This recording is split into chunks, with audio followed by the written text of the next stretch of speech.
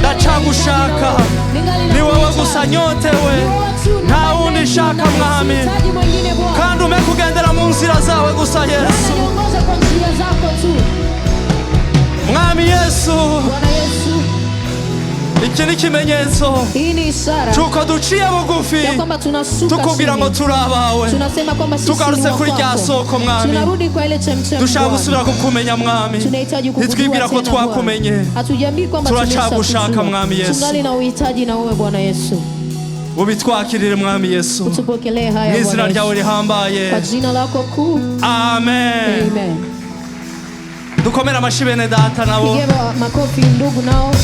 amashi menshi kuri bene data badufashije makofi mengi kwa ndugu waliotusaidia mwenjo ba bien bene data murimo basengera kugira ngo kuri ya rendez-vous tuzobamwe nabo bazobe barimo ili kwa hilo muonano ambao tutaonana nao muongera amashi menshi ongeze makofi navyo birabereye nayo yanastahili dushimye Imana kubwa mwene data Frank na Mireye na Merveille. Tunashukuru Mungu kwa ndugu Frank pamoja na dada Mireye ambao wamezifunga pingu za maisha. Mumera nk'abahaguruka. Mtaanza kusimama. Tuwakomere amashi cyane. Tuwapige makofi sana. Twibaze ko Kristo ariko arubaka. Nadhani kwamba Kristo yuko anajenga. Mudutegurire ntahe. Mtuandalie ushuhuda. Muzotubwire neza ngene biko biragenda. Mtatuambia vema jinsi inavyoendelea. Mwenjo wa bien. Tubongera amashi menshi. Tuongeze makofi. Ko bahisemo gufata Yesu bakamugira umwubatsi w'urugo. Kwamba wamechagua kwamba Yesu ndo ajenge ujumba wao. Uyu mugabo nawe byanryoheye cyane. Mwanaume naye vimenifurahisha sana. Uyu mugabo nawe yaririmbye ngo ni nasiri naye. Uyu mwanaume aliyeimba ndafisi banga nawe. Yesu. Umunsi umwe nariko ndahiririmba indirimbo umutima. Siku moja nilikuwa nikiimba wimbo huu moyoni. Cha numva Imana irambwiye ngo nikasikia Mungu ananiambia kwamba mwana wanje mwanangu isibakiye tu ni siri. Higuma ribanga. Akini ibadirike. Ariko bihinduke. Itoke kuwa siri na mimi. Bive kuba mwibanga nanje. Ikuwe diri sasa. Ibi diri. Ndabifurije ko isiri mufise na Yesu. Nawatakia siri ambao mnao na Yesu. Yoba idiri na Yesu. Iwe dili na Yesu. Ive mwisiri inyegeje. Itoke ndani ya siri pasiri. Itoke kuwa siri. Bive mwibanga. Ikuwe diri. Ibi diri. Kuko yaravuze ngo maana kasema abanje wa kwangu muzabamenyera kuvyo babo mtawajua kwa tabia zao ama matunda yao. Changenda ndaririmba nikaenda naimba ninadiri naye Yesu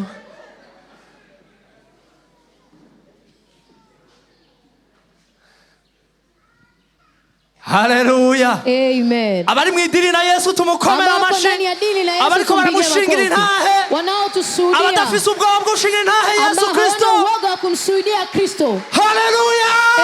Amen. Reka dushishikare. Acha tuendelee.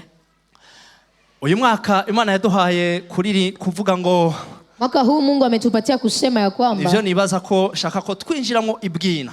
Ambavyo nadhani inahitaji tuingie kinaga ubaga. Iri jambo ili neno mugabo ila twagise ngo ni ry'umwaka. Tumeliita ni neno la mwaka. Ariko vy'ukuri si ry'umwaka. Ila kwa kweli si neno la mwaka. Ni jambo ni neno.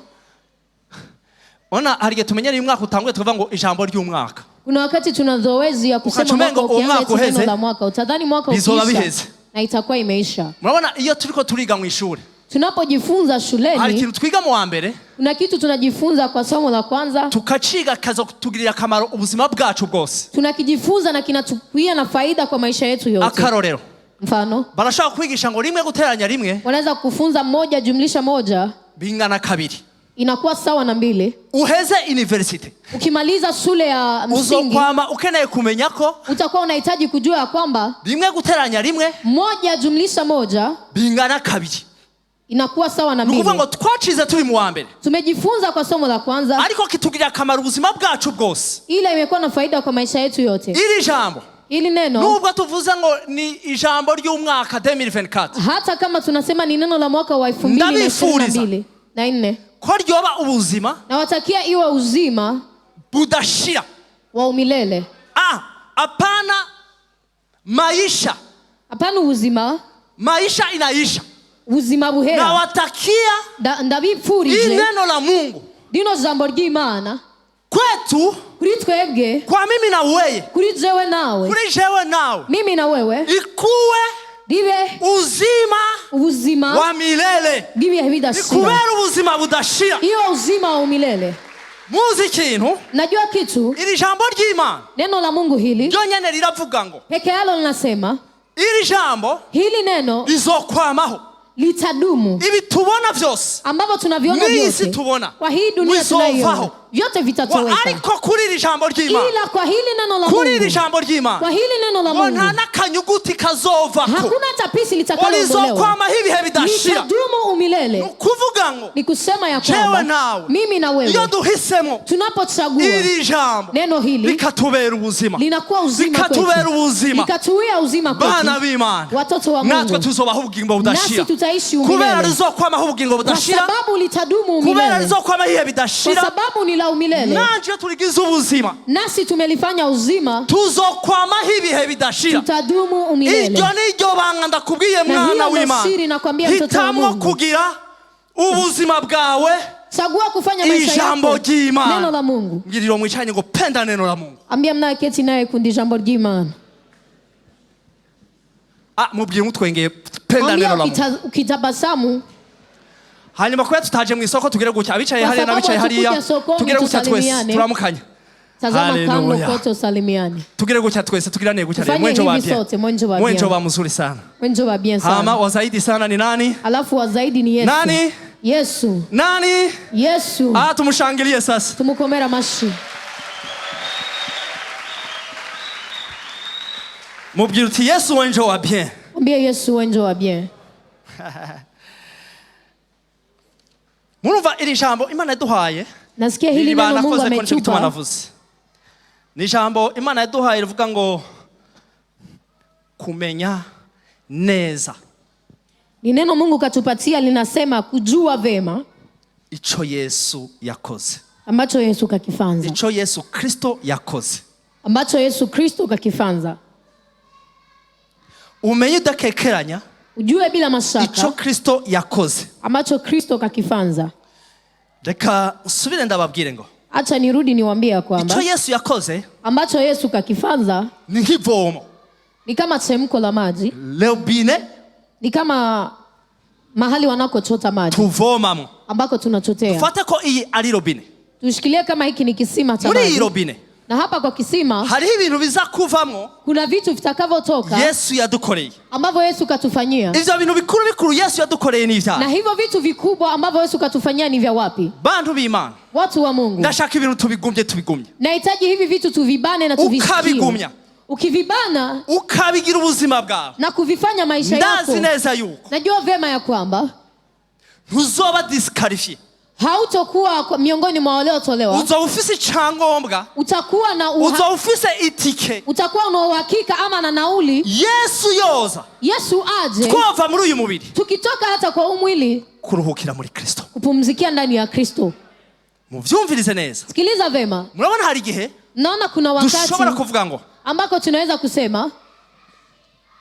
Ndashima ivyo Yesu yadukoreye. Nashukuru ambavyo Yesu katufanyia. Mugabo shengero. Ila kanisa. Mugasanga tubivuga mu kanwa kacu. Unakuta tunayasema kinywani tu. Mugasanga tubifise no mu mitwe yacu. Unakutana tunayo hata kichwani mwetu. Ariko ntibiraba ubuzima bwacu. Ila havijakuwa maisha yetu. Uno musi turatanguye rero. Leo tumeanza sasa. Tuingie buhoro. Tuingie pole. Tuingie pole. Tuingie muri deep. Tuingie ndani kinagaubaga. Turabe. Ivyo Yesu yadukoreye ni biki? Ambao Yesu katufanyia ni vitu gani? Buri muntu alafu kila mtu yisuzume ajikague arabe ngo atazame ya kwamba Yesu yakoze je vile Yesu amefanya ubuzima bwanje ni maisha yangu. Dufata yuko ivyo Yesu yakoze biva muri iyi robine. Tumesema tuchukulie mfano kama ambavyo Yesu amefanya vinatoka hapa kwa hii robine. Icyambere Yesu yakoze yaratubabariye. Cha kwanza Yesu amefanya ametusamea. Yatubabariye ari mu ijuru. Ametusamea kiwa mbinguni. Aravuga ngo umwana w'umuntu naremye je ntibishoboka ko ashobora kwandanya gutya. Akasema mwanadamu niliyomuumba haiwezekani endelee hivi. Aratubabarira. Na akatusamea. Ikintu cyambere yadukoreye ni imbabazi. Cha kwanza ametufanyia rehema, ametupa rehema. Abababariwe mwese muvuge muti amina. Waliosamehewa wote semeni amina. Ikibazo kihari rero. Tatizo ambako mbega iliko imbabazi sasa. z'Imana Je, rehema za Mungu ndazizi? nazijua? Imbabazi za Kristo Rehema za Kristo ndazizi zarizo by'ukuri? nazijua ni gani kwa kweli? Kuko uwamenye imbabazi z'Imana, maana aliyejua rehema za Mungu ubuzima bwiwe maisha yake asanga imbabazi z'Imana rikazibaho. anakuta anaishi rehema za Imbabazi Mungu. z'Imana Rehema za Mungu ziba ubuzima bwiwe, zinakuwa ni maisha yake. cha kabiri Cha pili,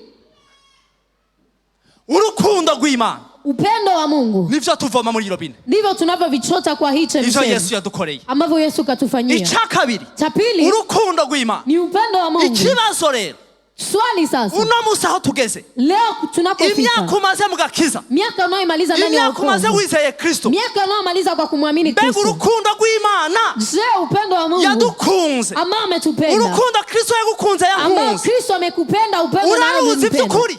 unaujua kwa kweli? Nivyo tugomba kwinjiramwo muri iyi minsi. Ndivyo ambavyo tunahitaji kuvingia Icha ndani kwa gatatu. siku za leo. Cha tatu, Intsinzi ya Kristo, ushindi wa Kristo. la victoire, Ushindi, intsinzi ya Kristo, ushindi wa Kristo, navyo muri byo byadukoreye na hivyo ni miongoni mwa tubivoma alivyotufanyia. muri iyi robine. Tunavichota kwa chemchemi hii. Mbega intsinzi Kristo Je, ushindi Kristo yaduhaye ambao katupatia urayizi? unaujua? Ndayizi. Na ujua. Icyakane Cha nne, nivyo mwene data ariko aravuga, kwa ambavyo ndugu amekuwa akisema, icubahiro c'Imana, heshima ya Mungu, le respect. heshima. Mbega Je, ko tubivoma ngaha muri iyi robine, mbona tunayachota hapa muvyo kwa Kristo chemchemi? yadukoreye ko harimwo icubahiro, ko harimwo respect. Kwa ambavyo Kristo akatufanyia, mbona kuna Mbega ndani ya ubuzima heshima? bwanje Je, maisha yangu burazi icubahiro c'Imana? maisha yangu yanajua heshima ya Mungu? Mbabwire rero bana b'Imana, Acha niwaambie sasa, wana wa Mungu, murabona naona nivyo tugira tujemo, sinzi igituma Yesu yabizanye. ndio ambavyo tunahitaji kuingia. Msijui kwa nini Yesu tuvuga ku kavile. mbabazi. Uno musi turavuga ku mbabazi rero. Leo tutasema kwa rehema. Hirya yejo Juzi canke ryaraho Imana izoshaka, ama siku tuzovuga gani ku Mungu rukundo. atahitaji, tutasema kwa upendo. Ikindi gihe Imana dushatse Ingine wakati Mungu tuvuge ku akihitaji, ntsinzi yayo tuseme kwa yaduhaye. ushindi wake. Hanyuma Alafu niyabikunda tuvuge ku akipendelea, cubahiro. tutasema kwa heshima. Hama buri muntu Alafu kila mtu agenda araba, aende anatazama, mbega je, izi mbabazi rehema hizi, ko Kristo aba mu mutima waje mu buryo bwo kwizera, mbona Kristo anakuwa moyoni Izi mwangu kwa hali ya mbabazi kuamini? Rehema za Mungu nizo buzima bwanje, ndio maisha uru yangu, rukundo rwiwe upendo nibwo wake buzima bwanje. ndio maisha yangu, Mbega Je, intsinzi yiwe ushindi nibwo wake buzima ndio bwanje. maisha yangu. Mbega ikicubahiro ciwe Je, hii nibwo heshima yake buzima bwanje. ndio maisha yangu. Tubisuzume Tuyakague, hanyuma alafu tuzoheze tuvuge tuti tumalize tuseme ya kwamba turabiwe vy'ukuri. sisi ni wa kwake. Muzi ibanga rero, Najua siri imbere ko sasa. tuvuga imbabazi, Mbele tuseme rehema, iyi robine chemchemu hii tuvomamwo imbabazi, ambayo tunachotea ndani rehema, iyi robine tuvuramwo imbabazi. chemchemu hii ambayo tunatoa ndani rehema. Iyo umaze kumenya izi mbabazi neza, Unapojua hii rehema vizuri, biraguhindukiza, vinakugeuza bikaguhereza ubushobozi na kukupa uwezo bwo kubaho bwa buzima bw'imbabazi. wa kuishi yale maisha ya Hama ubwo rehema. buzima bw'imbabazi Alafu maisha ya rehema uza hayo gusanga uri kurabaho unajikuta uko imbabazi naishi nk'izo Kristo afise, rehema kama ambazo imbabazi Kristo nk'izo anazo, Imana ifise. rehema kama ambazo Mungu anazo. Niryo jambo Ndio hilo neno benshi babayeho, wengi wameishi, benshi vyarabashikiye, wengi imewafikia, baca barahindukira, wakageuka, baca bavuga ngo bwa bundi wakasema saa zingine, kubera kwa sababu sigaye ndigafatiriya kombo ka mimi Kristo, napenda kufuatilia kubera Kristo, sigaye mbaho za mbabazi za Kristo, kwa sababu mimi naishi rehema za urukundo Kristo rwa Kristo, na upendo wa Kristo, ya ntsinzi ya Kristo, ushindi wa Kristo, ca cubahiro ca Kristo. heshima ya Kristo. Sinkiri jewe, Si mimi, ndomuja wa Kristo. mimi ni mtumwa wa Mwumvize rero Kristo. ijambo Imana ishaka muri uyu mwaka, Sikiliza ambacho neno la Mungu ambacho Mungu Gushika anataka ubuzima kwa buhere. mwaka, hadi uzima uishe. mwebwe Nyinyi nanje na mimi, Imana yashaka ko tuba abaja biwe, Mungu anahitaji tuwe watumwa wake. abagurano biwe. Mungu anahitaji tuwe watumwa wake. Ndashaka ngo Nahitaji ya kwamba nitwumva ijambo ry'imbabazi tutakaposikia neno hili la rya rehema, pardon, neno la rehema tukarimenya tukarisobanukirwa, na kulijua na kulielewa, intsinzi ushindi y'icubahiro c'Imana, na heshima ya Mungu, twisange jewe nawe tujikute mimi na wewe twabaye tumekuwa abaja ba Kristo. Kandi buri muntu tena ndani kila mtu ashike mu rwego afike na mahali wenyene asanga ajikute peke yake karavuga ngo yuko anasema ya kwamba ndumuja wa Kristo, mimi ni mtumwa wa Kristo. Kandi anezererewe tena akifurahi kuvuga ngo usema ya kwamba ndumuja wa Kristo, mimi ni mtumwa wa Kristo. Bantu mwe watu nta kintu kiryoshe hakuna kitu kitamu kwisanga ahantu kujikuta mahali usanga usigaye uvuga ngo unabaki ukisema ya kwamba na favere ibaho, hakuna kibali kinakuwepo, hakuna utamu huko. Usanga wewe kukuta wewe nanje na mimi usanga kukuta warabaye imbohe ya Kristo, umekuwa mfungwa wa Kristo, umuja wa Kristo, umekuwa mtumwa wa Kristo.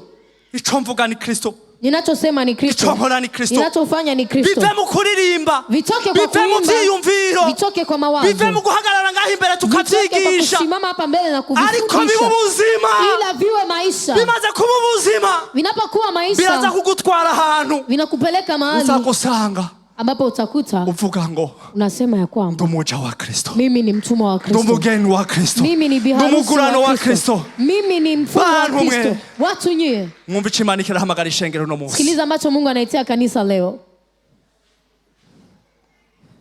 kwinjira muri uko rwego, kuingia kwa kiwango hicho, kwinjira muri iyo nivo, kuingia ndani ya hicho kiwango yo kumva ko ya kusikia kwamba ucigenga si wewe unayejiongoza, agupfira kilichomfanya akufie si kugira ngo ubeho ucinezereza, si kwamba uishi kwa kujifurahisha, ariko ubeho unezereza wagucunguye, bali uishi ukimfurahisha aliyekukomboa. Abacunguye muvuge muti amina, waliokombolewa semeni amen, abacunguye muvuge muti amina, waliokombolewa semeni amen. Mwumve Imana iki ashaka muri imisi. Sikiliza ambacho Mungu uko anahitaji kwa hizi siku, ntimube muciberaho, msio mkiishi ajili yenu, ashaka mubeho mumunezereza, anahitaji muishi mkimfurahisha. Shengero, kanisa, mwumvirize Imana ikirashaka. Sikilizeni ambacho Mungu anahitaji muri iyi misi ya nyuma, kwa hizi siku za mwisho. Arashaka mumwumvire muri vyose. Mungu anahitaji mtii kwa yote, arashaka mumwumvire muri vyose, anahitaji mtii kwa yote. Iri shengero icoma twese tukababaja, cha kunipatia kanisa lote tukawa watumwa, abagurano ba Kristo, tukawa watumwa wa Kristo. Pastor, umfashe dusome. Nisaidieni tusome. Aba bantu kubera iki bavyisabiye? Msikilize hao watu kwa nini wamejiombea hayo. Twirukanga twihuta. Romains 1:1. Warumi 1:1. Galatia 1:10. Wagalatia 1:10. Abaroma rimwe igice ca mbere. Warumi 1 sura ya kwanza. Warumi sura ya kwanza mstari wa kwanza. Paulo umugurano wa Yesu Kristo. Wenye narivuge ngo jewe Paulo umugurano wa Kristo. Ni iki gitumye Paulo avuga ngo jende umugurano wa Kristo? Nini namfanya Paulo kusema mimi ni mtumwa wa Kristo? Kuba umugurano wa Kristo. Kwa nini anafurahia kuwa Paulo mtumwa wa Kristo? Je, Paulo hakuwa mtu kama wewe? Alikuwa mtu kama mimi. Kubera iki yaryohera kuvuga ngo muraba abantu batwitange ngo ndumugurano wa Kristo. Tazama watu waliotutangulia wakifurahia kusema mimi ni mtumwa wa Kristo. Cha kunipa mahali hapo nikapaingia na wewe. Ambako najisikia umefurahia. Ndumugurano wa Kristo. Mimi ni mtumwa wa Kristo. Sichingenga. Sijiongozi tena. Ndamumvira muri vyose. Namtii kwa yote. Avuze angira A. Akisema A nafanya B. Akisema B nafanya B. Galatia 1:10. Wagalatia 1:10. Galatia 1:10. 1:10 aravuga 10. Mbega ubu nishimwe ry'abantu ngomba canke n'iry'Imana canke se ndondera kunezereza abantu? Iyo mba nkinezereza abantu simba ndumugurano wa Kristo. Yes. Igihe cyose unezereza abantu, igihe cyose winezereza, igihe cyose wakati wote unafurahisha watu, wakati wote unajifurahisha, unakuwa hujakuwa mtumwa wa Kristo. Ila mimi kukombaho nezereza ni mtumwa wa Kristo, maana naishi nikifurahisha. Ubwo turagomba kugwinjiramwo. Tunahitaji kuingia ndani ya kiwango hicho. Hagarara ngaho imbere jewe Arthur nkababwira ngo nikasimama hapa mbele mimi nawaambia kwamba nimunigane nanje huko niganye Kristo. Nifuatilieni nami kama nilivyofuatilia Kristo. Na vihakikisha mbele zenu. Ndumugurano wa Kristo. Nikisema kwamba mimi ni mtumwa wa Kristo. Vyose ngomba kubikora nka Kristo. Vyote nahitaji kuvifanya kama Kristo. Nahitaji kusema kama yeye. Nahitaji kutembea kama yeye. Shengero mwumvirize Kristo ariko arabahamagarira. Kanisa sikia ambacho Kristo anawaitia. Abwira shengero no munsi. Sikiliza ambacho Roho anaambia kanisa leo. Abagurano ba Kristo. Kuweni watumwa wa Kristo. Abaja. Kuweni watumwa. hadi mushikana mvuga jenda umugurano hadi useme mimi ni mtumwa. Ujitazame uvuga uti wapi useme hapana jewe sichingenga mimi sijiongozi tena ndumugurano wa Kristo mimi ni mtumwa wa Kristo singikora ivyo nshaka sifanye ambayo nahitaji singikora ivyo abantu bashaka sifanye ambacho watu wanahitaji singikora ivyo wanahitaji satana ashaka sifanye hata ambavyo singikora ariko sifanye ila ndumuja wa Kristo mimi ni mtumwa wa Kristo. Paulo yaravyatuye Paulo amekiri Tito igice ca mbere murongo wa mbere Tito sura ya kwanza mstari wa kwanza kwanya Tito igice ca mbere murongo wa mbere aravuga Paulo umugurano w'Imana intumwa ya Yesu Kristo. Paulo umugurano w'Imana abisubiyemo aravuga ngo jewe ndumugurano kubera iki anarudia anasema mimi ni mtumwa kwa nini ahantu nzohinjira ryari ahantu nzohinjira ryari mahali hapa nitapaingia lini nao utapaingia lini ikibazo uri kurabazwa uno munsi mwana w'Imana swali unaloliulizwa leo mwana uri umugurano wa Kristo wewe ni mtumwa wa Kristo mbiherewe kwizera abo Imana yatoranije no kwigisha kumenya ivy'ukuri gufatanije no kubaha Imana. Reka ndababwira ijambo bana b'Imana. Acha niwaambie ili neno wana wa Mungu. Ukuri kweli tugombe tugire gute jewe nawe. Hata tufanyeje mimi na wewe? Nta nari mukuri kuzohinduka ikinyoma. Hakuna siku hata moja ukweli utakuwa uongo. Ukuri ubumaze imyaka 10 utakuzi. Ukweli hata umaliza miaka 10 haujui. Ubumaze imyaka 2000 utakuzi. Hata umaliza miaka 2000 na haujui. Ukuri ni jambo ry'Imana. Ukweli ni neno la Mungu. C'est ça la vérité. Jo kweli. Ibisigaye c'est la réalité de ce monde. Ingine ni mambo ya hii dunia. Rero ukuri kw'Imana, ijambo ry'Imana. Ukweli wa Mungu ama neno la Mungu. Ubumaze imyaka 2000, 3000 canke maliza miaka 2000, 3000 utakuzi. Ama 1000 na haujui. Kucha guhinduka ikinyoma ngo utakuzi. Hautabadilisha kuwa uongo kwa sababu eti ukuri kw'Imana kuzoguma ukuri. Ukweli wa Mungu tabaki kuwa ukweli. Kandi ikinyoma na uongo naho ubizi imyaka 10 hata umalize kuvijua miaka 10 umaze imyaka 10 hata unamaliza miaka 10 naho umaze imyaka 10 hata unamaliza miaka 10 ikinyoma ari kinyoma uongo ni uongo na narime kizopfa gihindutse ukuri hakuna wakati utabadilisha kuwa ukweli ikinyoma kizoguma ari kinyoma uongo tabaki kuwa uongo mwumve sikiliza abagendera mu kuri gusa ambao wanatembea ndani ya kweli tu ni wao ambao wanaitwa abaja ba Kristo watumwa wa Kristo. Pia wa kabiri igice ca mbere murongo wa mbere Petro wa pili sura ya pili mstari wa kwanza 2 Pierre 1:1 chapitre 1er verset 1er avuga Simoni Petero umugurano wa Yesu Kristo. Si Paulo gusa na Petero arabivuze si Paulo na Petro anasema na mimi Petero umugurano wa Kristo ariko kubera abagabo kwa nini hawa wanaume bahisemo kuba abaja ba Kristo wamechagua kuwa watumwa wa Kristo kubera kibariko baratunga n'abaja ba Kristo kwa nini wanakiri kwamba ni watumwa wa Kristo yabo Paulo bose n'abantu nkanje nawe iwe Petro ama Paulo ni watu kama mimi na wewe ariko bageze mu rugezo ila wamefika kiwango banezereza Imana ambako wanamfurahisha Mungu bageze mu rugezo wamefika kiwango bashika ahantu ambapo wanafika mahali Imana yifuza cyose aco bagira mu ambacho Mungu anahitaji chote ndio wanakifanya kandi ibi tena hivi bitubera kamenye akarorero inatukuia mfano bitubera akarorero inatukuia mfano uko bishoboka ya kama vinawezekana mimi na wewe kuko bavutse nkatwe kwamba amezalikiwa kama sisi uko tugashika ahantu tunaweza kufika mahali tufanze tugenda tutembee twiyumvira tuwaze uko Kristo agomba ambao Kristo anahitaji birashoboka yawezekana ko tuba bajabiwe kwamba tuwe watumwa wake Imana kirahamagarira ni hicho Mungu anaitia kanisa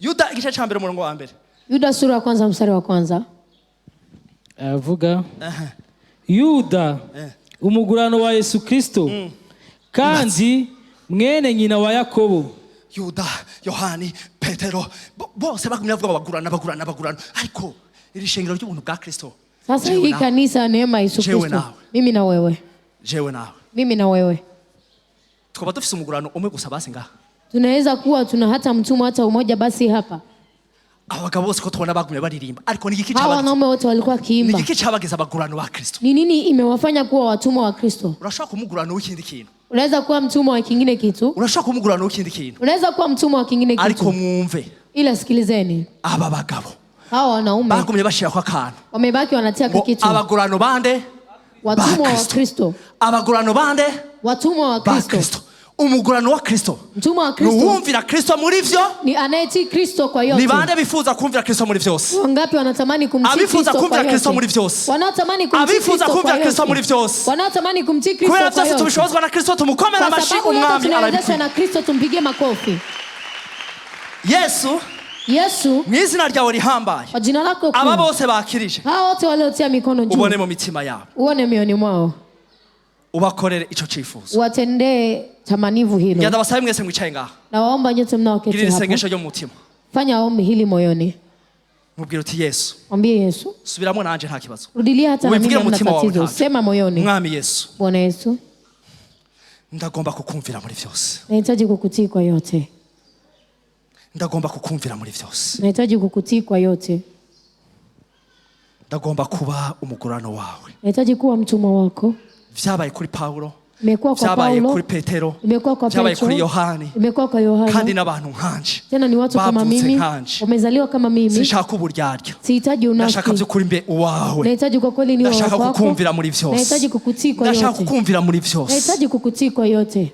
Urakoze mwami Yesu. Asante Bwana Yesu. Abakozi iyo sengesho mukomera amashi. Ambao umefanya hilo ombi mpige makofi. Abaroma 6:22. Arumi 6:26. Turabe igituma Imana ishaka ko tubabagurana. Tuone kwa nini Mungu anahitaji tuwe watumwa. Abaroma 6:22. Ariko birantangaza kwereka abagabo bahisemo kuba abagurano kweri.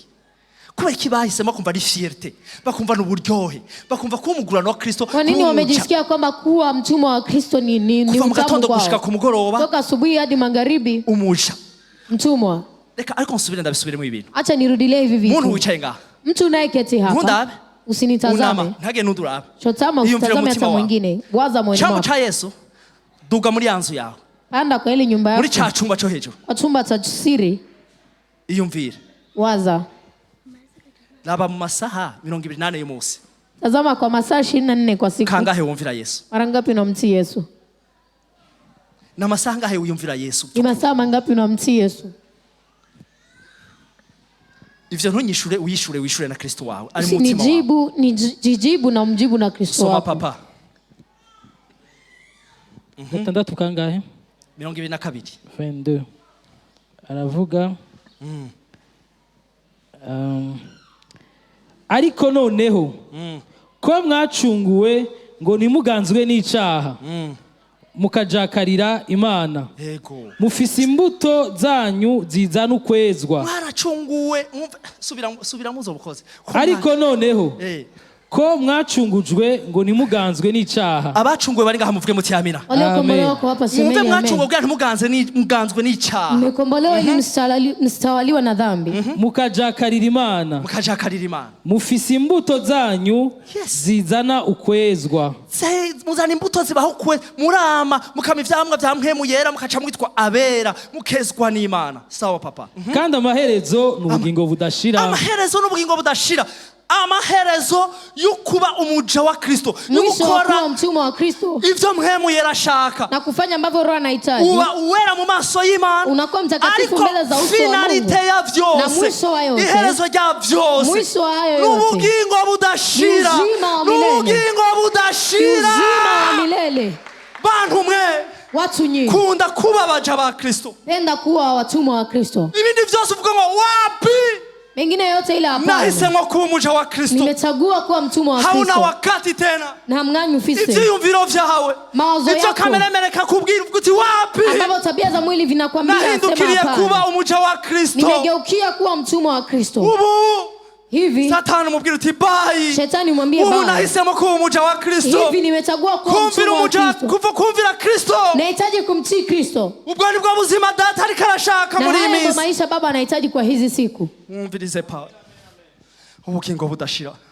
Abashaka kubaho ubugingo budashira. Aendelee kuwapa uzima wa milele. Babaja ba Kristo. Ambao wako watumwa wa Kristo, waliokombolewa. Mwumve bantu mwe. Iliza.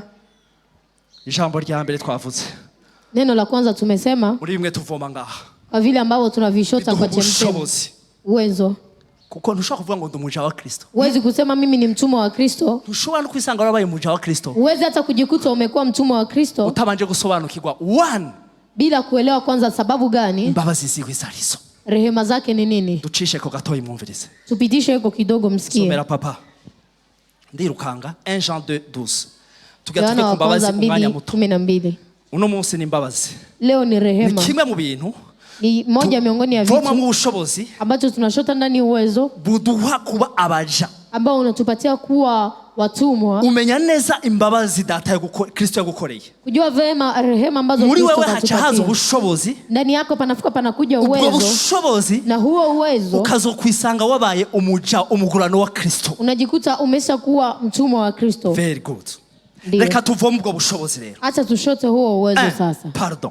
Cha kwanza msamaha. Cyo yadukoreye cyitwa pardon, imbabazi. Alichotufanyia cha kwanza ni rehema. Yohana wa mbere 2:12. Yohana wa kwanza 2:12. Ndabandikiye bana bato. Ego. Kuko ivyaha vyanyu mwabihariwe kubw'izina ryiwe. Ndabandikiye bana bato.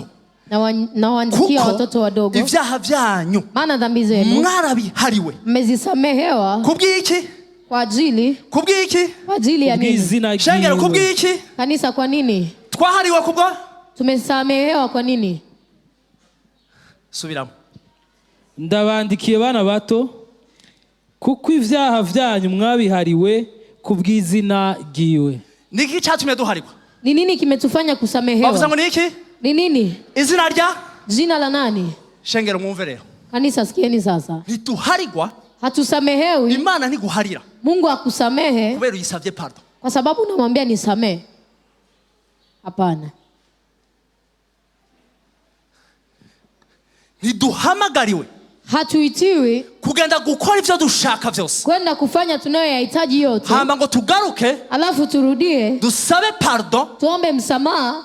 Mu gusaba izo mbabazi. Kwa kuomba rehema hizo. Abo turi kumwe mvuge muti amina. Ambao tuko pamoja semeni amen. Abo turi kumwe mvuge gutya. Ambao tuko pamoja fanyeni hivi. Uno mushaka tugenda taratibu taratibu. Leo nahitaji twende pole pole. Nicho bita kumenya ico Kristo yakoze. Ni hicho wanaita kujua ambacho Kristo amefanya. Pardon. Tuingie ndani kinagobaga kwa Imana ni yahe ni iki? Rehema za Mungu ni nini na ni cha wapi? Dusuzuma kwa ubuzima bwacu. Alafu tukague kwamba ni maisha yetu. Mwumve. Sikiliza. Imana nishaka. Mungu hahitaji kwa muja gukora ibikorwa vya kameremere. Kwamba muende kufanya tabia za mwili. Hama ngo mugaruke. Alafu mrudi. Mbabarira. Mseme nisamehe. Oya. Hapana. Kubera iki? Kwa nini? Mwizina twahawe Yesu Kristo. Kwa jina tulilolipewa Yesu Kristo. Igihe Yesu yaja hehe? Kumusalaba. Alipoenda msalabani. Muvuge muti amina. Semeni amen. Igihe yaducungura. Wakati alipotukomboa. Niho wababariwe. Ndipo ulikosamehewa. Ndiko nilikosamehewa. Imbabazi z'Imana yarazitanze. Rehema za Mungu ameshazitoa. Mwizina ryiwe niho tubabariwe, niho twababariwe. Ndani ya jina lake ndo tumesamehewa. Shengero mwumve. Kanisa sikia. Tureke kwikiragiza mu bintu bitahuye n'ivyo mwemu yarayifuza. Tuache kuingia ndani ya vitu ambavyo vikutani na mapenzi ya Roho Mtakatifu. Pardon yawe si tuma Imana kubabarira. Msamaha wako si ndio unafanya Mungu akusamehe. Maana Mungu kaisha kusamehe tangu zamani. Umwami ni mwiza pe. Yaramabariye. Abavyemera muvuge muti amina. Kubali semeni amen. Ntazosubirayo ku musaraba kutubabarira. Hatarudi msalabani kutusamehe.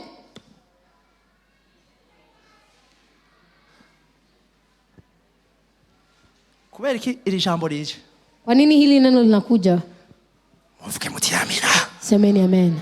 Musi hari abantu bacavuga ngo none ngo tuzoreke gusaba imbabazi none. Kuna watu wanafika nasema tuache kuomba msamaha sasa. Abikorinto ba mbere. Wakorinto wa kwanza. Igice c'icenda umurongo wa 27. Sura ya 9 mstari wa 27. 27. Abababariwe rero abaribo. Sikiliza waliosamehewa sasa ni kina nani? Abababariwe ngene bagenda. Sikiliza waliosamehewa mahali wanapotembea. Verse 27. Wakorinto wa kwanza sura ya 9 mstari wa 27. Kandi ndwanya umubiri wanje. Ego. Nkawuhindura umuja. Yes. Kugira ngo kumbure maze kwigisha abandi. Nanje ubwanje sinze mboneke ko ntemewe. Mwumve inyishu. ababariwe muvuge muti amina. Waliosamehewa semeni amen. Umuntu wese yababariwe agenda imbabazi zima. Aliyesamehewa anatembea na rehema za Mungu. Mwese mwicaye mwababariwe mwizeye Kristo. Muvuge muti amina. Mimi Kristo amesamehewa semeni amen. Kristo mumitima yanyu. Kristo anaishi mioyoni mwenu. Kandi Kristo niwe yatubabariye. Na Kristo ndo katusamehe. Izina ryiwe niho twababariwe. Kwa jina lake tumesamehewa. Kandi tugenda imbabazi za Kristo. Na tunatembea na rehema zake. Uko tugenda na Kristo muvuge muti amina. Kama tunavyotembea na Kristo semeni amen. None mbabazi. Sasa rehema hizo. Nimurabe ngena babwiye. Tazama jinsi anavyowaambia. Aho kugenda gukora ibintu hamugaruke ngusaba imbabazi. Hali ya kwenda kufanya vitu afu urudi uombe msamaha. Kugenda wabaze kibazo wa Kristo. Niwaulize swali wa Kristo. Kuberiki abantu babona ko bakoze amakosa ariko bamaze kuyakora. Kwa nini watu wanaona kwamba wamefanya makosa wameshafanya tayari makosa? Abana b'Imana muri gaha muvuge muti amina. Watoto wa Mungu mko hapa semeni amen. Abana b'Imana muvuge muti amina. Semeni amen. Nimwambie mwaracunguwe muvuge muti amina. Mmenambia mmekombolewa semeni. Kubera iki? Kwa nini? Tubona ko twakoze amakosa ariko twamaze kuyakora. Tunaona kama tumefanya makosa na tumeshayatenda. Kandi jambo ry'Imana rivuga ngo na neno la Mungu linatuambia kwamba abana b'Imana bayoborwa na mpemu. Watoto wa Mungu wanaongozwa na Roho. None mpemu akuyobora kihenda ninde? Roho anayekuongoza na kujidanganya ni nani? Akuyobora akakutumubesha. Roho anayekuongoza kwa kudanganya, kwa kuiba, kwa kuzini, uchimanza, kwa ni mpemu nyabaki. Ni roho wa aina gani? Mpemu w'Imana kuyobora agatumukora ibikorwa bya kameremere k'umubiri. Ni mpemu nyabaki. Roho anayekuongoza kufanya tabia za mwili ni roho wa aina gani? Wewe kwa wanye wavuze ngo nakoze ibi mbabarira Mana. Nimefanya hivi nisamee Mungu ndio. Uko mtoto wa Mungu. Uri umwana w'Imana. Kubera iki mpemu akuyobora akaguha gukora ivyo bintu? Kwa nini roho wa Mungu anakuongoza kufanya hivyo vitu?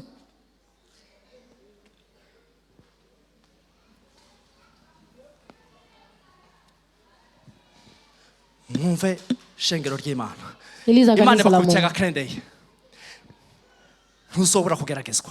Utaacha kujaribiwa. Utajaribiwa. Umubiri wawe ugeragezwa. Mwili wako utajaribiwa. Kamere kawe gasare. Tabia yako itapanda. Ariko mwumvirize inyishu mpemu yaraduhaye no munsi. Mwumvirize ijambo ry'Imana cyo rikubwiye. Sikia ambalo neno linasema. Fata uwo mubiri wawe. Shika mwili wako. Uri kurakubwira ngo genda ukore. Fata uwo mubiri wawe. Haleluya. Kubera ufise mpemu atari yatsinzwe ni mpemu ubushobozi. Akorera muri wewe. Koresha mpemu ari muri wewe. Ubwira umubiri wawe uti teka na hasi umuco wanje. Moto wangu uza gukora ivyo mpemu w'Imana shaka. Utafanya ambavyo roho Mungu anahitaji. Apana ivyo kameremere k'umubiri gashaka. Tabia za mwili zinahitaji. Ambia mwili wako. Ubwire ngo tekana. Tulia. Kukukora ivyo kameremere k'umubiri gashaka. Na hibali Imana. Ambavyo mwili unahitaji hampendezi Mungu.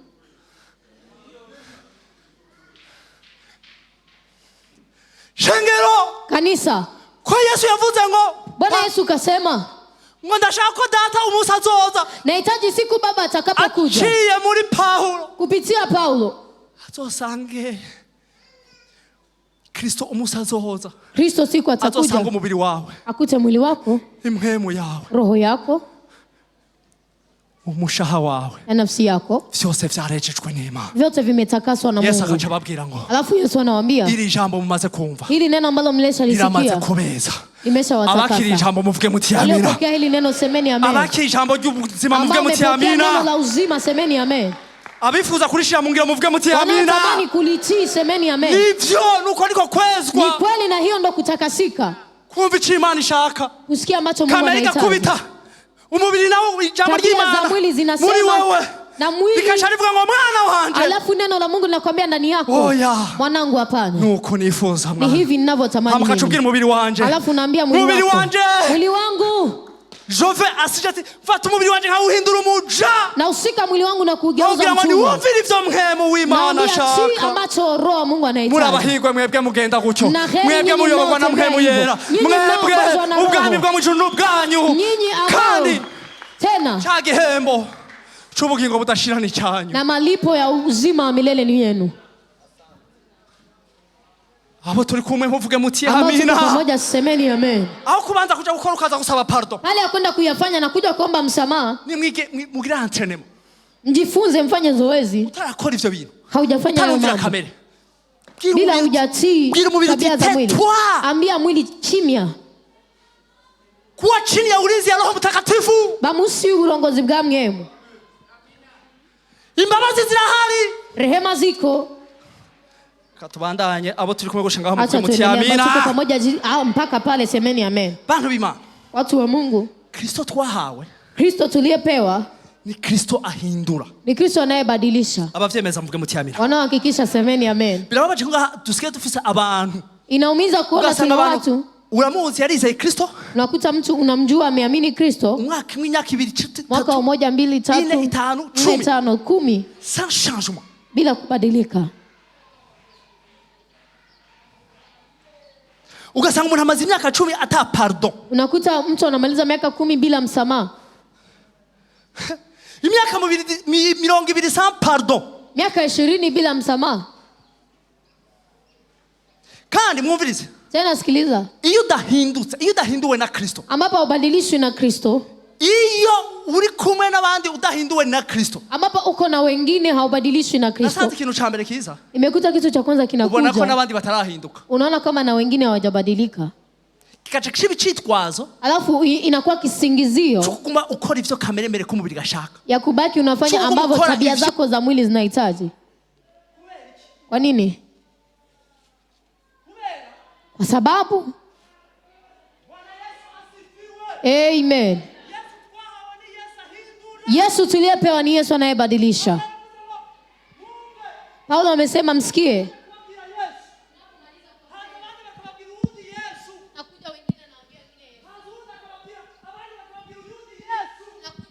Check.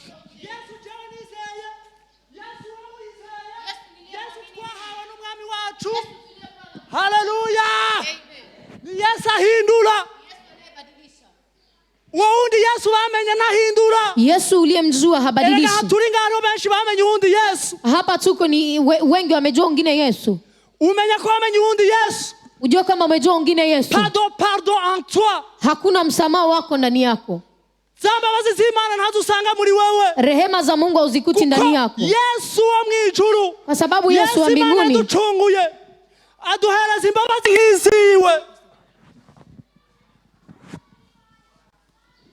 Bwana Yesu apewe sifa. Amen. Aduha imbabazi hiziwe. Anatupa rehema kama zake. Kama iko ndani yako. Utakwisanga uri kubabarira nka Yesu nyene.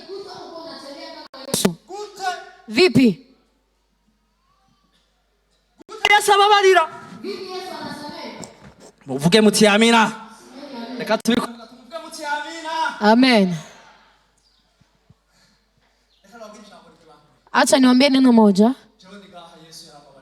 Mimi niko hapa Yesu kanisamehe. Yesu kandi yarampinduye. Yesu amenibadilisha. Kandi kumpindura. Na kunibadilisha. Yampaye n'imbabazi ziwe. Amenipa na rehema zake. Yes. Yes. Abantu bashaka kundaba bakabona Artire wa kera. Kuna watu wanaweza kunitazama wanaona mimi wa zamani. Mimi nari umuislamu. Twese Ndugu alikuwa akisema nilikuwa Muslim. Twarababeshi. Sisi sote tumekuwa waongo, tumekuwa wazinifu. Tumekuwa wawezi. Ametubadilisha Yesu. Ametutengeneza Yesu. Nilikuwa mzinzi kuliko wewe. Nilikuwa muza kuliko wewe. Yesu ni Bwana. Nilikuwa mwizi kuliko wewe. Yesu ni Bwana. Akanibadilisha Yesu. Yesu ni Bwana. Wani wa Yesu nababwira abantu b'Imana. Hallelujah. Yesu watu wa Mungu. Yesu ahindura. Yesu anayebadilisha. Sinzi ko abantu bavutse bakijijwe, sinzi ko abantu baje gukizwa bari bameze neza. Kuna watu wamezalikiwa wakiwa ni Wakristo. Ariko jewe nari mubi. Ila mimi nilikuwa mbaya. Sigiri wa wundi. Siko yule wa zamani. Sigiri wa wundi. Siko yule wa zamani. Amesha nibadilisha Yesu. Yeye mhinduye Yesu. Na turukugira neza kwiwe. Nakiri neema zake. Yuko ahindura. Ya kama anabadilisha. Ego. Ndio. Bibi byose naenda bikora nk'abandi. Hivi vyote naweza kuvifanya kama wengine. Lakini amenibadilisha. Ariko yaramindu. Tushingi naye kwa Yesu. Ahindura. Anabadilisha. Twahawe Yesu ahindura. Tumepewa Yesu anayebadilisha. Si Yesu yule mwingine. Mwumve abantu b'Imana. Sikiliza watu. Birababaje abantu bitwa ngo barize. Inaumiza kwa watu wanaoitwa kwamba wameamini. Diki kubwa kabisa. Muvuge muti amina. Amen. Kandi ibintu bitubako ntibaba kumwe mwenyene. hari umugabo yitwa Paulo mwana bwa mbere yari umwicanyi yitwa Saulo. Kuna mwanaume anayeitwa Paulo. Yarishe ishengera rihama. Alikuwa akiitwa Sauli zamani. Aje Yerusalemu. Alipokuwa akiwinda kanisa, alipokuja Yerusalemu. Wakristo wa Yerusalemu. Wakristo wa Yerusalemu. Balikuwa bahana habari. Ni bali wafisa makuru. Kama Yesu. Yuko Yesu. Yuko Paulo. Kama Paulo. Yagwiriye ryabuye. Ameangukia lile jiwe. Likumnifuruka. Ambao linaimarisha kuta ndani Yesu Kristo. Likamsiaga vizuri. Hari abantu babona abantu bagaranga ngo twe twara abayisilamu. Abantu bagaranga ngo twe twara abayisilamu. Kuna watu wanasimama hapo wanasema sisi tulikuwa waislamu. Abandi ngo ujya se wa mutipe wundi umuisilamu. Kuna wengine wanasema yule si yule muislamu. Oh la la. Oh la la. Hamuna habari. Na makuru mufisi. Tulishakuwa watoto wa Mungu. Tulishabadilika. Amen, tubadilisha Yesu. Yesu ni Bwana. Ego. Ndio. Wani wadushingira intahe. Huyo ndiye tunayemshuhudia. Reka twirukange. Dusomere. 2 Corinthiens 11:4. Wakorintho wa pili 11:4. Ego. 2 Corinthiens 11:4. 11:4 haravuga kuko iyo hagize uwuzi wanyu akababarira Yesu wundi tutababariye canke iyo mwakiriye iyindi mwemu mutakiriye kandi uwundi butumwa mutemeye we muramwihanganira neza. Ivyo nivyo benshi bakiriye. Hivyo ndivyo wengi wamepokea. Pastor soma Abaheburayo 10:16-18. Ivyo nababwira uwundi Yesu yaje. Waebrania 10:16-18. Mutira attention shengero. Uwundi Yesu abaho. Ungine Yesu iko. Adahindura. Ambaye habadilishi. Atagira imbabazi mwumvirize rero. Ambaye ana rehema. Abaheburayo 10 dukonkrewa. Abaheburayo 10 ku murongo wa Abaheburayo 10 murongo wa 16 gushaka ku 18. 10 na kangahe? 10 guhera ku murongo wa 16 gushaka ku 18. Says aravuga ati niryo sezerano nzosezerana nabo hanyuma y'iyo misi. Yes. Ni jewe uhoraho mbivuze. Nzoshira ivyagezwe vyanje mu mitima yabo. Sawa. No mu bwenge bwabo. Asante. Kandi nzovyandika niho nzovyandika arongera ati kandi ivyaha vyabo n'ukugabitanya kwabo sinzovyibuka ukundi. Mwumvirize Imana arengene babarira. Sikiliza sasa Mungu anavyosema. Rero ngiranje muri denuma yiri jambo kubabarira buri muntu yirabe ko ari. Nahitaji kuingia kwa ile neno kusamehe. Waronse Imana muri wewe. Kama umepata Mungu ndani yako. Nimba uri umuja wa Kristo, nimba warize wa Kristo, kama wewe umeamini Kristo. Pardon yawe muyumve. Rehema yako isikie. Abari ngaha biza Yesu Kristo mvuge muti amina. Ambao hapa wamemwamini Kristo semeni amina. Abashaka umuja wiwe muvuge muti amina. Wanatamani kuwa watumwa wake semeni amina. Tugire gutya. Tufanye hivi. Sawa. Pardon. Msamaha. Mwumvirize Imana ngeni babarira iri mu mitima yanyu. Sikiliza Mungu anavyosamehe. Kristo ari mutima wanyu ngera ababarira. Sikiliza Kristo ambaye kwa mioni mwenu anavyosamehe. Ababariye ntasubira. Akisamehe harudi tena. Ntasubira. Harudi tena. Dusomere. Aha nyene. Kandi ivyaha vyabo n'ukugabitanya kwabo sinzovyibuka ukundi. Ndababaze. Mwebwe ababacumuyeko. Niwaulize nyinyi ambapo wanapowakosea. Wewe wicaye ngaha. Wewe unayeketi hapa. Wewe ufuza kuba umuja wa Kristo. Wewe unayetamani kuwa mtumwa wa Kristo. Kubaho uko Kristo ashaka. Wewe unayetamani kuishi ambao Kristo anahitaji. Reka tuhere kuri kintu ca mbere ca pardon. Acha nianzie kwa hichi kitu cha kwanza cha msamaha. Mbega. Je, reka ndavyibwiye buhoro buhoro. Nisiseme pole pole. Iyo ubabariye. Unaposamehewa. Uribuka ukundi canke uribagira. Unasahau, unakumbuka kivingine ama unasahau?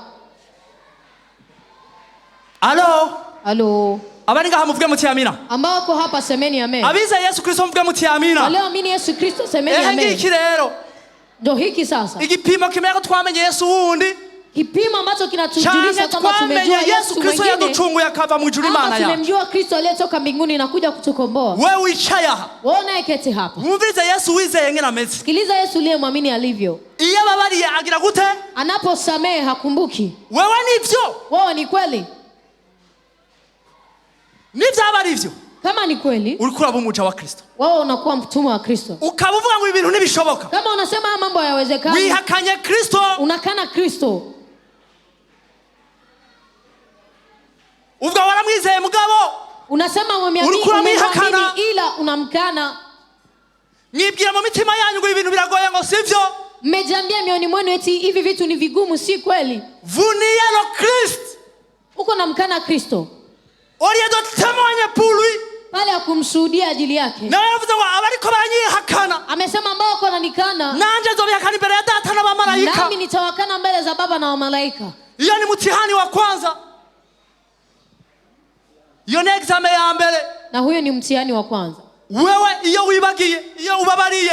Wewe unakosamehe. Uribuka. Unakumbuka. Shira mu mutima wawe. Wewe wishure kandi ushure Kristo. Jibu moyoni mwako. Ntunyishure. Usinijibu. Wiyumvire wandika ahantu. Tafakari ama wandike mahali alafu ujijibu. Pastor somera. Abikolosai igice cya 3:13. Wakolosai sura ya 3 mstari wa 13. Mwajumvise ya mbere mbega uribagira kuri muri wewe yabwiza kuguha ubuzima bwo kwibagira iyo ubabariye. Je, unasahau kwamba ambaye yuko ndani yako angelipasha kukupa uwezo wa kusahau unaposamehe? Kristo data yaducunguye. Kristo wa ukweli ambao Baba katukomboa. Aduha ubuzima bwo kwibagira. Anatupa maisha ya kusahau. Naho rero ucikira umuja. Ni hapo sasa unakuwa mtumwa. Umuntu akaza imbere akakuvyonga 7 fois ku munsi. Mtu anakuja mbele zako anakujaribu mara 7 kwa siku. Pardon. Msamaha. Kandi ntiwibuka. Na haukumbuki. Umugurano wa Kristo. Mtumwa wa Kristo. Bishingire ntaho bivuge. Utinda umugurano wa Kristo. Unajishuhudia kama mtumwa wa Kristo ukijiona kwa hayo. Colossiens 3:13. Mwihanganirana. Muharirana. Iyo umuntu agize icapfa n'uwundi sawa. Nkuko umwami wacu yabahariye namwe abariko muharirana. Mwumvirize. Sikiliza. Iyi ni jambo riri clear. Hii ni neno ambalo iko wazi. Uko umwami wanyu yababariye. Vile mfalme wao izo mbabazi Kristo yakoresheje. Rehema hizo Kristo alizozitumia. Izo mbabazi Imana yakoresheje. Rehema hizo ambazo Mungu kazitumia. Izo mbabazi. Rehema hizo Imana yakoresheje. ambazo Mungu kazitumia. Izo mbabazi. Rehema hizo. Ili ni jambo ry'Imana muvuge muti amina. Ili ni neno la Mungu semeni amen. Ababwiye ngo. Anawaambia kwamba namwe abari nimba Kristo aba mu mitima yanyu byo kwizera. Kama Kristo anaishi mioni mwenu kwa hali ya kuamini. Ni mukoresha izo mbabazi mu kubabarira abandi. Tumia rehema hizo kwa kusamehe wengine. Le pardon qui oublie. Msamaha ambao unasahau. Imbabazi zibagira. Msamaha ambao unasahau. Mwumviriza abakristo muri ngaho. Sikiliza wakristo mko hapa. Turangiza. Tunamaliza. Ndasaba Imana yo mwijuru. Naomba Mungu wa mbinguni. Kutamenya ubushobozi bwa pardon. Kutokujua uwezo wa msamaha. Ubushobozi bunyegeze muri pardon y'Imana yatugiriye. Kutokujua uwezo ambao unafichwa kwa ambavyo Mungu ametutendea. Nivyo byazanye ivyo bita ibikomere mu ishengero. Ndivyo vimeleta ambavyo vinavyoitwa vidonda kanisani. Umengo Yesu twahawe. Tazani Yesu tuliompewa ntavura ibikomere. Haponyi, hagangi vidonda. Tazani haponyi vidonda. Mubavyure abasinzire hama tubandanye. Amsa wanaolala. Muvuge muti amina. Semeni amen. Muvuge muti amina. Semeni amen. Ibikomere. Vidonda. Ibikomere. Vidonda. Mwami Yesu. Bwana Yesu. Imbabazi zawe. Rehema zako. Zaje gufuta ibikomere mu mitima yacu. Zimekuja kuondoa vidonda. Rero tuanzaka izo mbabazi. Imbabazi zibagira. Zidasubira kwibuka. Mwizina. Kwa jina la Yesu. Amen. Umugabo wanje yarantaye. Mume wangu kanitupa. N'abana. Na watoto. Umugore wanje yabaye igihumbu yarantaye n'abana. Mume wangu kanitupa na watoto. Ariko ndababaze mwaba mama na wa papa. Niwaulize wa mama na wa baba. Nta bantu murabona? Hakuna watu ambao mmeshawaona. Imana yemera gutwara umugabo w'umugore akagenda akaruhuka gapfa. Ambao Mungu anakubali kumnyang'anya mme ama mke anapumzika na kufa. Abo bantu bagore basigaye Imana ntibabera umugabo. Hawa wanawake wanaobaki Mungu hawakuii mme. Fugizi. Hawakuii Yesu anabera umugabo. Yesu hawezi kuwa mme wao.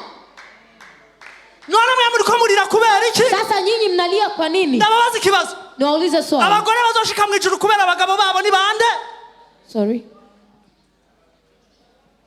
Abagore bazoshika mu ijuru kubera abagabo babo ni bande? Wanawake watakaoona mbingu ajili ya waume zao ni kina nani? Nimba uwo mugabo yaragutaye n'abana. Kama mme kakuacha na watoto. Yesu hatoshi. Yesu nakuhagi. Yesu nakuhagije. Yesu hakutoshi. Wala ni maneno tu tunaimba tunalala. Yesu na mugabo kweli. Nivyo. N'ubuzima bwawe. Ni maisha yako. Gira experience na Kristo. Fanya experience na Kristo. Nta mugabo n'umwe azoja mu ijuru kubera umugore wiwe. Hakuna mwanaume atakayeenda mbinguni ajili ya mkewe. Nta azoja mu ijuru kubera umugabo wiwe. Hakuna hata mke atakayeona mbingu ajili ya mume wake. tulia, gumana na Yesu, baki na Yesu. Ibikomere, vidonda, mwabakobwa jeya baramfashe ku nguvu, wamenibaka. Nani buzenga? Si wanajaa hapa. 2 ans. Mwaka mmoja, miaka miwili, mitatu, 10 ans, 4, 10, 20 ans. 20. Benda babaze kibazo mwabakobwa. Niwaulize swali nyinyi wanawake. Ubusugi bwanyu buzotuma muja mwijo. Usichana wenu utawafanya kwenda mbinguni. Sindiko ndabwira ngo muje gusambana. No. Siko nawaambia mkazini, hapana. Zumvise. Mmesikia? Ukora ibigororotse ni wagororotse. Anayefanya Mina mambo yemegwa n'Imana muvuge muti amina. Na ni yeye ana kibali mbele za Mungu. Muga. Ila nimareke kurengera Kristo namwe. Acha kumzingishia Kristo. Kristo twahawe arahagije. Kristo tuliyempewa anatosha. Ibikomere. Vidonda. Ukamenya Kristo nakiza. Jazani Kristo aponyi. 20, 30. Miaka 20, 30. Yesu kwako ni nani? Yesu kuri wowe ni inde?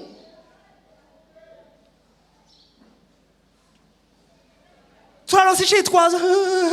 Tumepata kisingizio. Reka ndababwiza ukuri. Acha niwaambilishe ukweli. Naho botabagura umubiri wawe wose. Bwana Yesu asifiwe. Yesu agumana umwami kandi ni we nzira n'ukuri n'ubugingo nta n'umwe. Hakuna mwingine. Jewe nobabazwa nuko nafise Kristo. Mimi naweza kuumizwa kama sina Kristo. Sinobabazwa nuko nafise umubiri cyangwa nafise. Siwezi umizwa kama sina mwili ama sina nini. Reka kwitwaza ibintu bipfuye. Acha kuwa na visingizio vilivyokufa. Kugira ngo muhebe Kristo. Ili muache Kristo. Imibiri yacu izobora izogenda hariya. Mili yetu itaoza na kwenda mahali. Naho Yesu nyene yoza ibanza guhinduka. Hata Yesu akija saizi itabadilishwa. Nini nakukataza kumwamini Yesu? Andanya kwizera Yesu. Kitu gani? Ni giki. Hivyo vyitwazo ni nyabaki. Visingizio hivyo ni vipi? Nuko mutamenye imbabazi z'Imana. Ni kwamba hamjajua rehema za Mungu. Nuko tutamenye imbabazi z'Imana muvuga muti amina. Hamjajua rehema za Mungu. Yaranyiciye. Ameniuia. Zarananiye kuharira. Imenishinda kumsamehe. Kweli. Kweli. Jiwazi. Mimi artire hapa mbele yenu. Jonga mbele yanyu. Mungu ameshanisamehe. Imana yarambabariye. Ariko wewe? Ila wewe haujanisamehe. Nurambabariye. Nani wewe? Urinde. Uwababariwe ni Imana. Aliyesamehewa na Mungu. Ninde atomubabariye? Nani hawezi kumsamehe? Nani zabaye kuri Abakristo bi Yerusalemu? Ni kama vilivyokuwa kwa Wakristo wa Yerusalemu. Paulo aliyababariwe. Paulo akusamehewa. Mambo kwisha. Mugabo wako mambo na rumwicaye. Paulo amekuwa amesamehewa ila wao walikuwa wakiendelea kumuona kama muuaji. Bamubona ko rumwicaye. Wanamuona kama muuaji. Ariko imbere y'Imana ni iki? Ila mbele za Mungu ni mtakatifu. Ega nivyo vyabaye kuri cya gisuma ku musaraba. Ndio vilivyokuwa kwa yule mwizi msalabani. Abakibamvye waliomtundika bakubabona ari gisuma. Walikuwa wakiona kwamba ni mwizi. Ariko Yesu ila Yesu yamaze kugira faveur. Ameshawaambia kimaze kugira gute? Alipoungama makosa yake na kuamini. Kikatulia kigenzi cyacu. Na kumkiria mwenzake. Amen. Ijuru batabacemera. Mbinguni akapata kibali. Bavuga wowe uri umwana w'Imana. Akamwambia wowe ni mugororotse. Wewe ni mtakatifu. Ariko abari bamubamvye baguma babona alisuma. Waliomtundika wamemuona kuendelea kumuona kwamba ni mwizi. Tugira ijisho ry'Imana. Tuwe na jicho la Mungu. Tubone abantu ko Imana ibabona. Tuone watu jinsi Mungu anababariwe. Bwana Yesu asifiwe. Amen. Haleluya. Amen.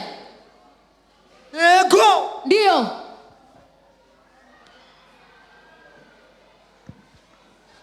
Pastor yaramusambanya yaramubesha yaramwica. Pastor alikuwa ni mzinifu mwongo muuaji. Hivi niko mtoto wa Mungu kweli. Unumwana w'Imana. Kubera yabikoze nawe? Kwa sababu naye kavipanga. Reka nanje ndabikore. Hata nami nifanye. Hata niibe. Hata nifanye hivi. Umunsi umwe peut-être. Siku moja saa zingine. Nanje nzokwisanga di pastor. Nami nitajikuta niko pastor. Utachekwa na insi. Wakera yarapfuye. Wa zamani amekufa. Ubu ndi mushasha. Hivi ni mpya. Kubitana Yesu Kristo. Hivi naamini Yesu Kristo. Hinduka. Badilika. Emera bahindure mu mwemerere. Kubali awabadilishe. Abo turi kumwe muvuge muti amina. Ambao tuko pamoja semeni amen. Turangize soma Luka 15 turangize. Tumalize Luka 15. 15:21. 15:21. 11 à 21. Luc 13. 15, 11. Avuga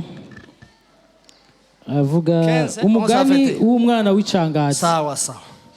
Ngira ndababwire rero abantu bicaye ngaha mwese ingene mugiye kubabarira rero. Mwumvirize ngene ijambo ry'Imana tubwira. Ingene dukwiye kubabarira. Sikiliza jinsi neno linatuambia jinsi ya kusamehe. Uyu muvyumve bavuze ngo numugani. Na hii ni hadithi. Mugasulinya kwa numugani. Rudilia kwamba ni hadithi.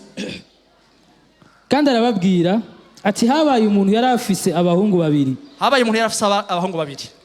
Umuhererezi abwira se ati data mpa umugabane w'ibintu notwaye.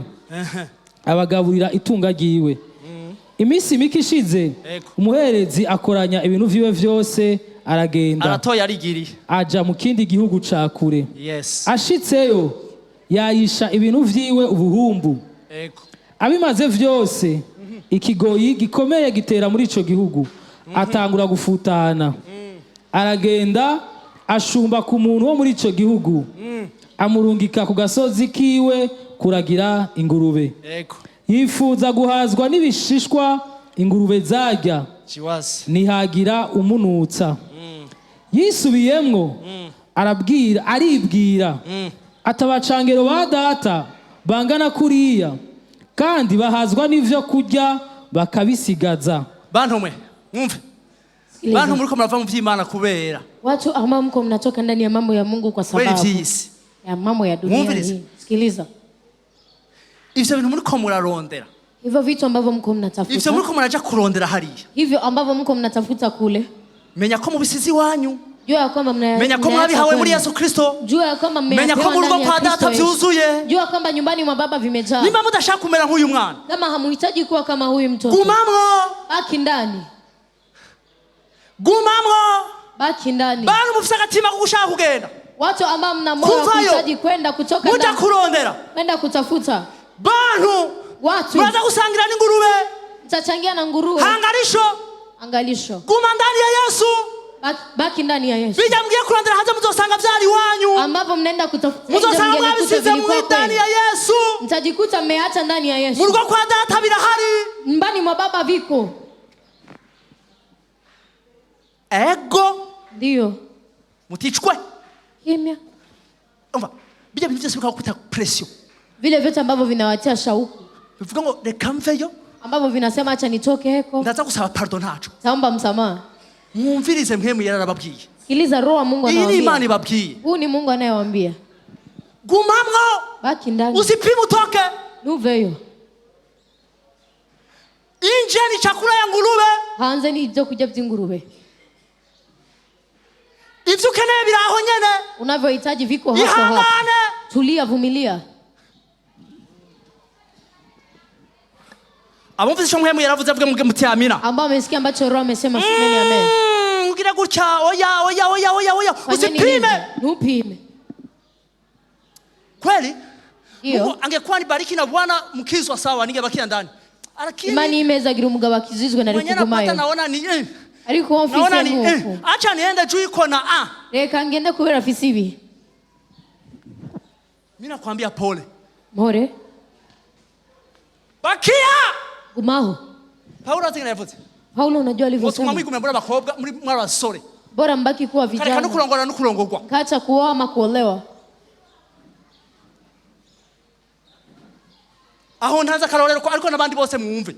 Na wapa mfano na wengine wote. Byose kwa dukwega bishaka kugira tuve mu bugombe bw'Imana. Vile vyote vinavyotukokota ili tutoke ndani ya mapenzi ya Mungu. Ivyo ukarondera biraho nyene. Ambavyo uko unatafuta viko hapo nakotoka. Ngwino mwana wanje aho gomba kuba ni uniho ndi aho mwahashitse muri adresse nziza. Hapo mmepafika mko ndani ya adresse nzuri. Ndababwiza ukuri nta muja numwe nabonye. Hakuna mtumwa hata mmoja aliyekuwa yumve Kristo muri vyose. Aliyemtii Kristo kwa yote. Imana nayo yaretse gukorera ibindi vyose. Mungu naye ameacha kufanyia. Ndababwije ukuri kuva nizera. Nta muntu ndabona yacitse umuja wa Kristo. Hakuna mtu hata mmoja nimeshaona amekuwa mtumwa wa Kristo anatii Kristo kwa yote. Imana nayo yaretse gushikana rya jambo ngo. Mungu naye ameacha kufikisha ile neno. Kuvyanyu. Nami ukishirikia yangu nami nitashirikia. Ndababwije ukuri. Hakuna hata mmoja anaumbilisha ukweli. Nta numwe arihangana muri Kristo ngo Imana yamurataye uko. Hakuna ambaye amevumilia ndani ya Kristo nikaona Mungu amemwacha hivyo. Gumamo. Baki ndani. Gumamo.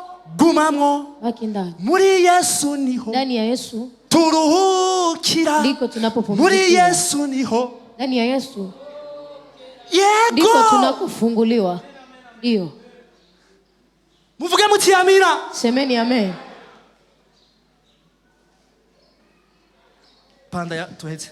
Yisubiyemwo aribwira atabacangero ba data bangana kuriya kandi bahazwa n'ivyo kurya bakabisigaza. Nanje jeho inzara iri kwirangicira hano.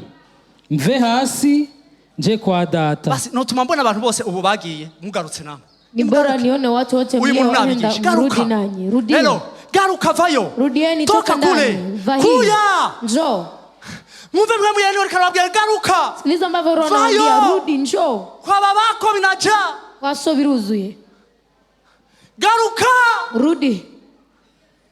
Deka kwiyumvira. Acha kutafakari. Ingo. Njoo. Ateza amaboko. Ananyosha mikono. Ateza amaboko. Amefungua mikono. Garuka mwana wanje. Rudi mwanangu. Garuka. Rudi. Umwanya wagiye. Muda umeenda. Ntibuhave bukwirirako. Sasa ijoro ntigere. Sasa usiku usifike. Ngo aze. Arudi. Uri hiyo. Ukiwa huko. Kandi wari mu bazogenda. Na ulikuwa miongoni mwa watakaoenda. Rudi watu. Imbabazi zirahari. Imbabazi ziwe zirahari. Muvuge muti amina. Garuka. Nimwirirwa Bwana Yesu asifiwe. Amen. Nge murabe attitude y'umuntu niko Imana imeze. Iraba. Mve hasi nje kwa data. Mubwire ni data nacumuye kuyo mwijuru no mu maso yawe. Ego. Singikwiye kwitwa umwana wawe. Sawa sawa. Fuma ungira umucangero wawe. Ava hasi aja kwa se. Mwumvise aragiye. Ingo nawe ingo. Garuka kwa so mwijuru. Kuya. Rudi nawe muntu uri ngaha ubu amaze kumva ko atariho ahuri atariho ingo garuka iri jambo ni wewe mwemwe niwe yaje kugawe. Neno hili Roho Mtakatifu ameleta ajili yako. Ava hasi aja kwa se. Se amubona akiri kure. Amutera akagongwe. Yesu arababona, data arababona. Aho muri hose aho muri arababona, mukiri kure arababona. Kingale mbali anawaona. Amutera akagongwe. Yibatse. Arirukanga. Muraba Imana gene imeze. Amugwa mwizosi. Abandi urazigende bagira gapasa bavuga ngo cyakipfukiraje cyakiererezi. Wengine wanasema mwana mpotevu anakuja. Agira imbabazi. Izo mbabazi nizo mzazi mzuri anakuwa na rehema. Izo mbabazi nizo Imana ishaka ko mugira. Rehema hizo ndizo Mungu anahitaji. Izo mbabazi nizo ishaka ko mugira mu mitima yanyu. Mungu anahitaji mwe na rehema hizo. Ababagiriye nabi. Wale watendea vibaya. Mukabona kure. Waone mbali. Bakagaruka. Wakirudi. Iruka mubasanganire. Kimbia mwakumbatie. Mubasanganire. Reka kubanza kubatuka. Hata kwanza kuwatusi. Cyagipfukiraje. Eti yule mjinga amekuja. Niwe ugarutse ngaha. Ni wewe uje? Ni wewe unakuja? Oya. Hapana. Naka? Fulani? Siwezi. Sishobora. Mwumvise ijambo Imana kirababwira. Sikiliza ambacho neno la Mungu linawaambia. Kimbia. Iruka. Mwebwe nyene. Nyinyi. Genda mubafate. Nenda mwashike. Mubahobere. Mwakumbatie. Hanyuma yaciyagira gute umwana? Alafu mtoto kafanya nini? Yaciyagira gute? Amugwa mwizosi. Ego. Aramugumbira. Ndabuze aho narishitse. Ava hasi aja kwa se. Se amubona akiri kure amutera akagongwe. Arirukanga amugwa mwizosi aramugumbira. Wa muhungu aramubwira ati data nacumuye kuyo mwijuru. Murabiri banga rero no mu maso yawe. Murabiri banga muzamukoze. Tazama hii siri sasa. Nagucumuye ko nimekutendea dhambi. Cumura no kuba iyo mwijuru. Fanya dhambi kwa Baba wa mbinguni. Ntabivuze? Sana yasema. Mu majambo make asavye iki? Kwa maneno madogo anaomba nini?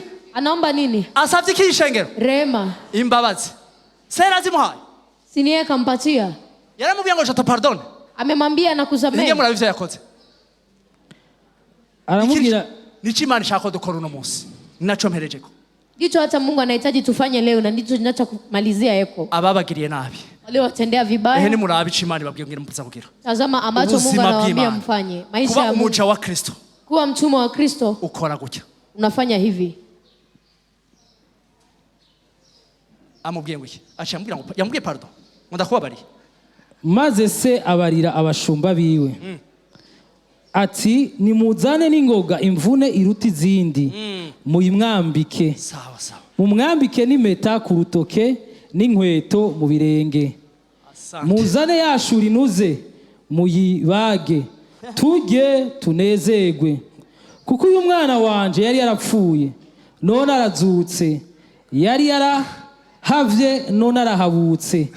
Nuko batangura kunezerwa. Dukomera amashi Imana yo mwijuru yaduhaye imbabazi, yatubereye akarorero ku mbabazi nziza. Mbinguni aliyetupatia rehema na akawa mfano mwema kwetu. Mwumve bakristo, umuntu wese yakubabaje, mtu yote aliyekuumiza ukabona araje, ukiona nakuja naho yo gusaba imbabazi, hata kuombe rehema, no parle pas, usiseme, umubwira, ukimwambia, umwereka makosa yakoze na kumuonyesha makosa aliyoyafanya. Oya, uwo mutima w'Imana. Hapana, hiyo sio roho ya Mungu. Pardon y'Imana igira gute? Samaha Mungu unafanyaje? Fais un geste. Fanya kitu.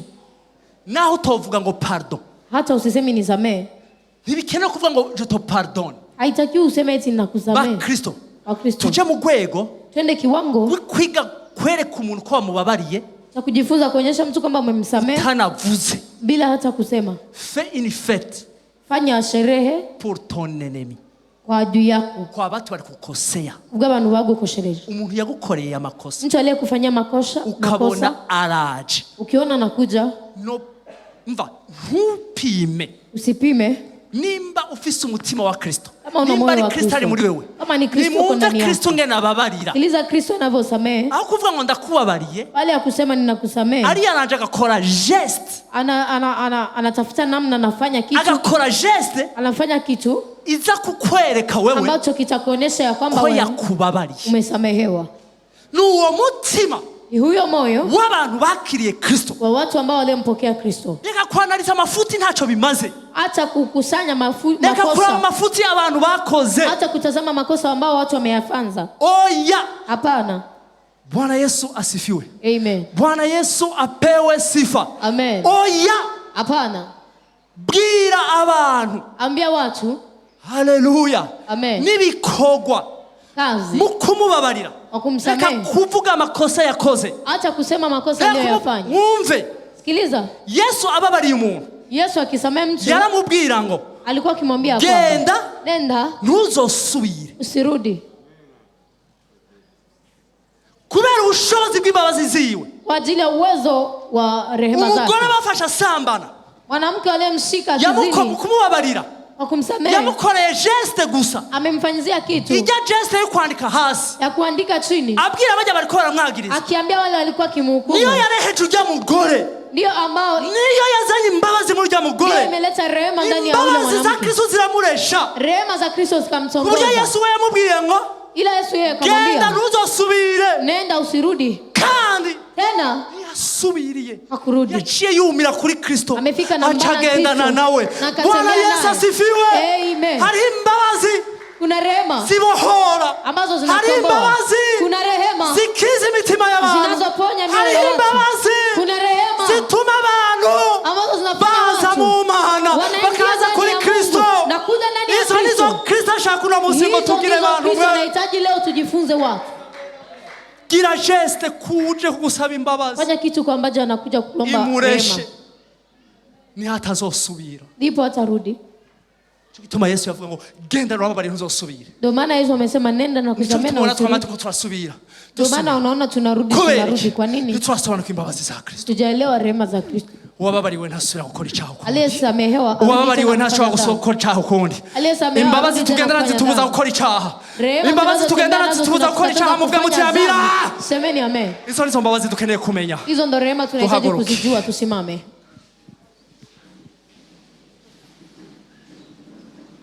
Izi mbabazi tutazimenye, rehema hizi kama tuzijui, kwatura nk'aba bagabo, ukiri kama turabaja ba Kristo, izo bakure yacu, watumwa wa Kristo, vitakuwa mbali yetu. Imbabazi tuzimenye, ziduhe kuba abaja ba Kristo.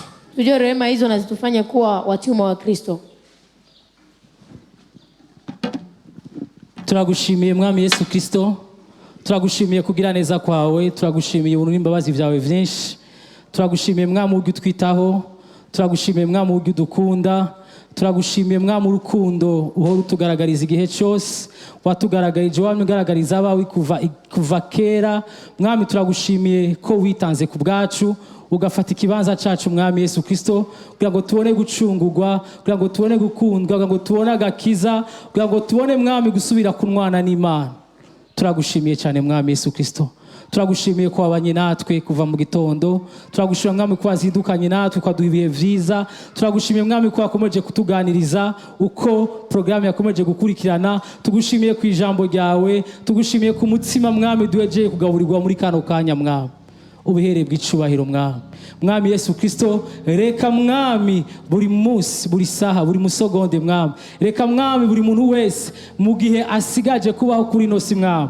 ugitebaganye gato kuza gutora ishengero mwami reka turushirizeho kumenya neza ico wakoze ku bwacu mwami reka turushirizeho kumenya neza mwami ico wakoze ku bugingo bwacu mwami Yesu Kristo mwami turahushagirika mwami turananirwa mwami Yesu Kristo turaruha kubera mwami kutagira ihishurirwa ry'ico wakoze ku bwacu mwami ariko mwami turisengeye twese muri kino gitondo turisengeye twese muri kano kanya ngo dukomeze kumenya mwami ico wakoze ku bugingo bwacu mwami kuko ni ikintu kidasanzwe ni ikintu gikomeye mwami Yesu Kristo turagushimiye cyane mwami Yesu Kristo ijambo ryawe mwami rishikire mu ivugiza rishike mu ivugiza mwami kugira ngo bikunde mwami byami vyamwa vyinshi mwami twami vyamwa vyinshi mwami ciye mu ijambo ryawe papa turagushimiye cyane tukweretse mwami Pst Arthur mwami Yesu Kristo waciyemo kugira ngo tugaburire ijambo no munsi tukweretse n'abaduciye imbere bose mwami batugaburire ijambo ryawe